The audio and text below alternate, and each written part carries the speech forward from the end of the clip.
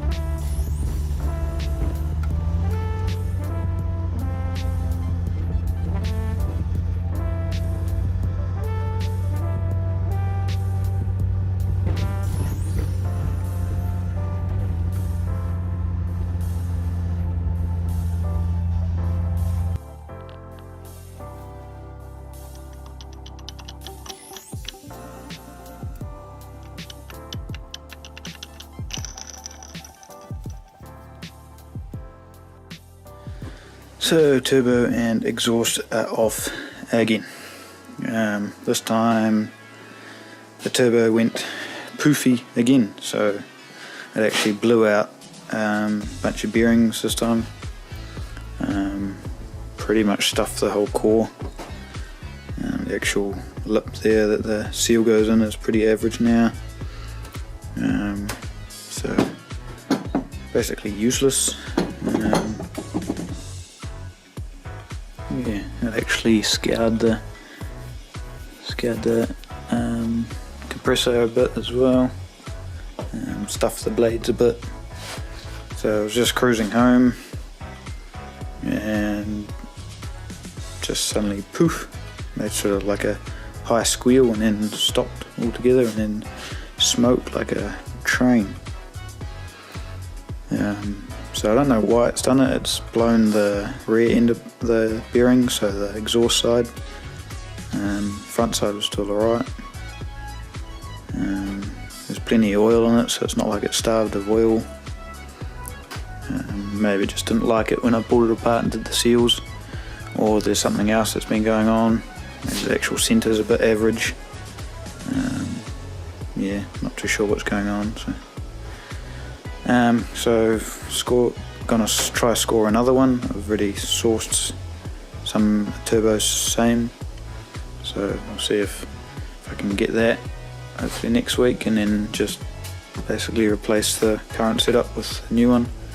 It's a second-hand unit as well, but seems to be in pretty good nick. I'll have a look at it once I get it. Yeah, and then as well as that, my lights weren't working and the stereo died. So trying to figure out why that is, and because I have the fuse box in the guard, I have to actually take the whole left side guard off to actually get at the fuses and relays. So there's a bunch inside, but the main ones are out here. But none of the fuses had blown, none of the relays had blown. It was actually just a wire had actually come loose, so classic old wiring. So I've redone that now, newer thicker gauge wire, and checked all the other ones, they're all sweet, so they now work and hopefully have no more issues.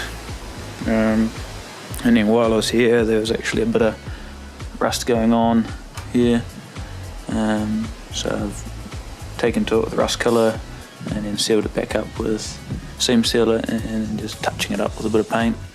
It all gets covered by the guard so you don't see it. But good to seal it up, make it all nice. And in the rear I ended up putting Nolithane arms in the top, so I had issues where there was too much road noise, but that turned out to be the diff. But at the time I thought I'll just replace the arms, standard arms, standard bushings, made it a bit quieter, but of course made the rear a bit more saggy, so put the Nolithanes back in now, so it should be nice and firm in the rear again. Won't have any axle tramping doing doughies. What else? Apart from that, the engine's happy as. It feels a whole lot better after I relapped the valves and did the stem seals. I was also actually putting in a oil pressure gauge, so I've teed that in there.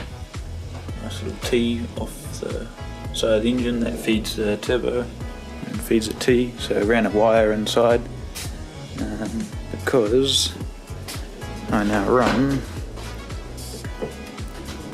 a facelift dash. So the last dash was an AE86 dash, which didn't have an oil pressure gauge, but this dash does, so that's why I've gone and wired in a pressure sensor. So yet to still actually hook it up inside and get it all working down there, but the dash looks a whole lot better. Facelift dashes look quite cool. Had to actually transplant my tacho and my speedo across to it, as the Ks were different and the tacho was set up for the Mega Square ECU, which is hiding under there. So I just pulled it apart and gave it a clean while I was there and replaced the gauges over. Yeah. Hopefully be back on the road soon.